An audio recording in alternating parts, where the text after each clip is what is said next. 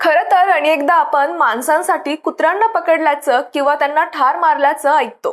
पण महाराष्ट्रातील नाशिकच्या सटाणा गावात चक्क एका माणसाने आपल्या डुकरांसाठी कुत्र्यांना ठार मारलं. हो, बरोबर ऐकलंय. आणि काही अनर्थ घडला असता तर या चिमुकल्या मुलांचा जीवही जाण्याची शक्यता होती. डुक्कर मालकाने आपल्या डुकरांचे रक्षण करण्यासाठी हे क्रूर कृत्य केल्याची माहिती मिळाली. गावातील मुख्य चौकात आणि अंगणवाडी जवळ विषारी औषधे टाकण्यात आली होती. त्यामुळे लहान मुलांनी ती औषधे खाल्ली असती तर मोठा अनर्थ घडला असता, अशी भीती ग्रामस्थांनी व्यक्त केली आहे. या घटनेनंतर प्राणीप्रेमींमध्ये संतापाची लाट उसळली असून कठोर कारवाईची मागणी होत आहे.